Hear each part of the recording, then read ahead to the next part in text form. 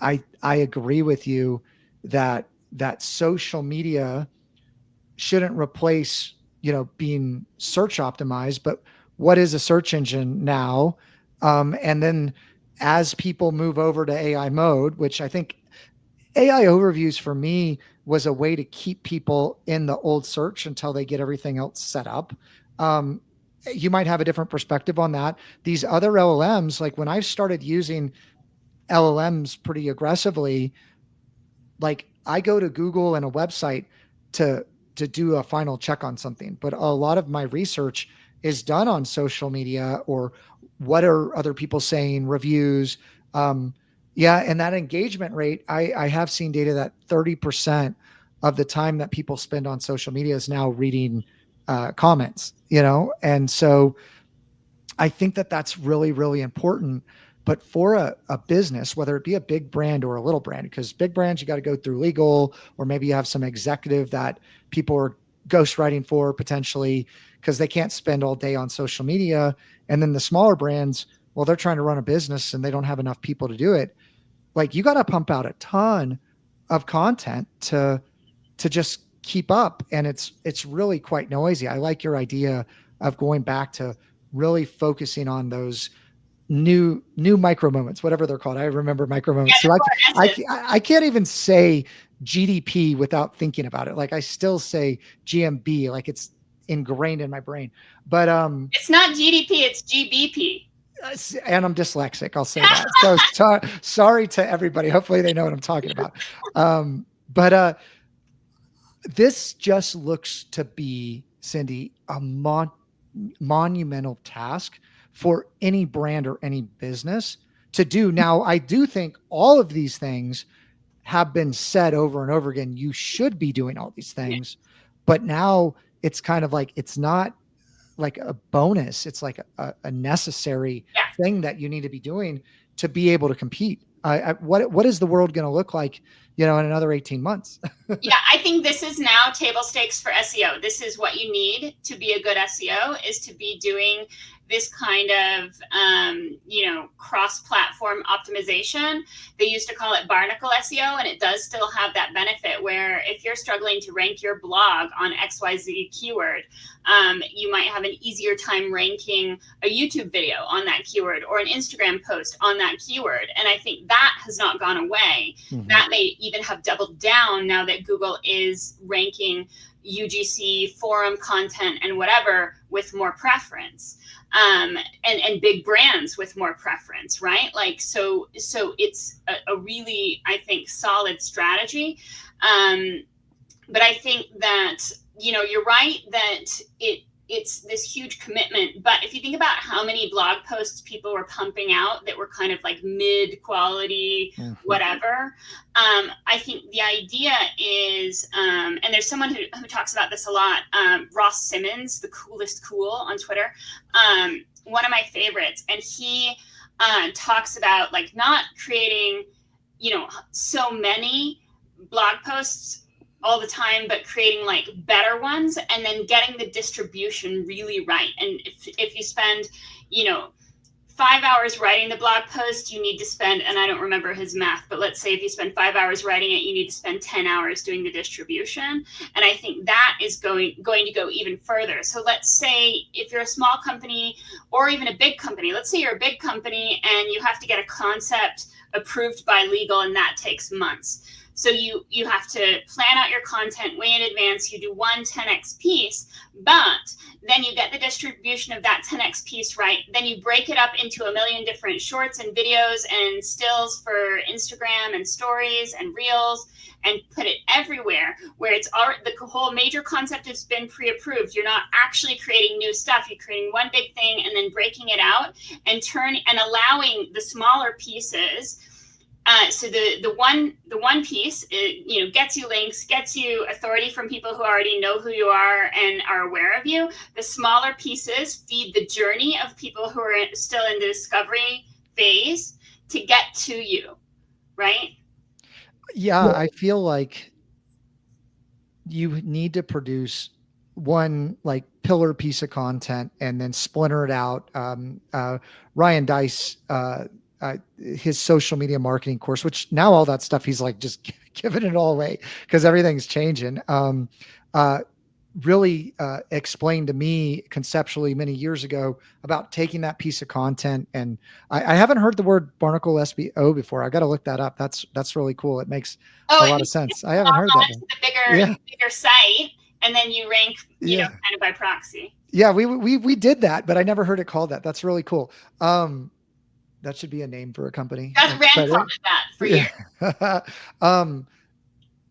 So what that makes me think is like, people are just churning out content, right? And you said that the mid quality content, people are just throwing something in ChatGPT and posting it. Like you're like, the bar is coming up, but it's still like, that's the bare minimum.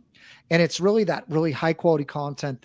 Where I see the stuff where it's original research and, something different that is novel that people might not know about, but is helpful.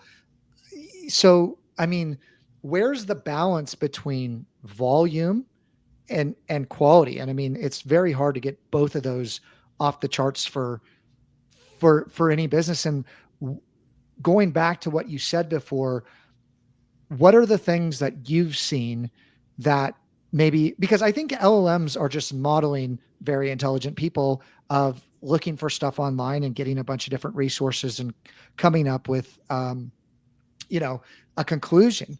Like, how do people need to be thinking about this in a framework, like high quality sites or, certain types of content that map to those different decision points? I mean, what would be a SEO plan for, I don't know, pick any company, and like, let's just do a walkthrough of what that might look like. Like, I love the idea of getting that concept approved and splintering it.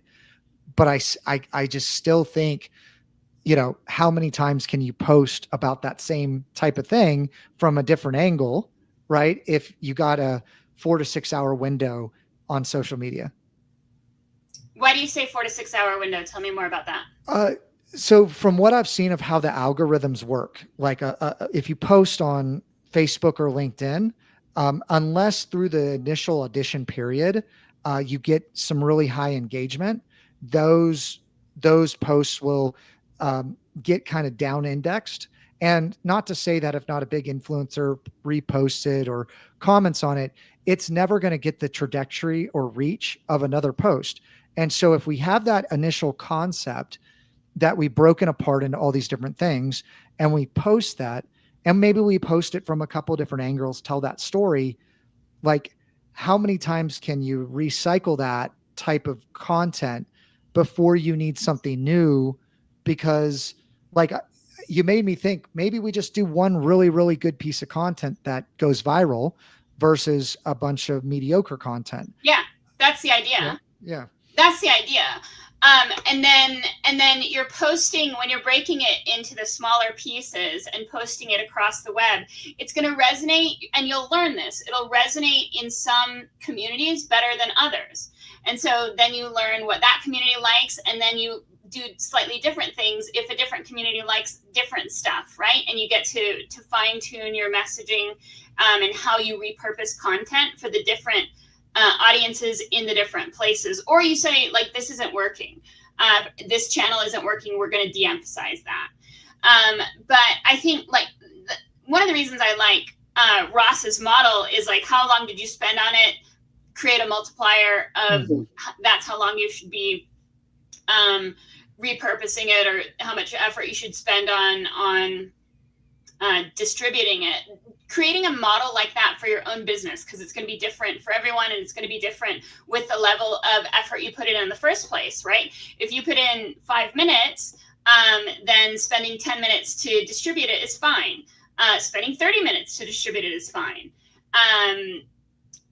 But yeah, I think it'll be different depending on the content and depending on what your availability is and what the depth you can go on the initial idea in the first place. And then you've just got to measure the success and the ROI, right? So I don't think there's going to be one specific answer for everyone.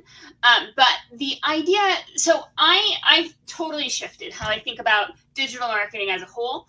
And I am really interested in the brands and products that are succeeding without websites at all. So products that have gotten TikTok famous, or maybe they have a website, but it's auxiliary compared, products that are just TikTok products basically. And now they have a website, but they didn't originally. Or people who have made millions of dollars doing influencer marketing, right? Like I think influencers, digital influencers, and influencers even that are, I think AI influencers is an interesting future space.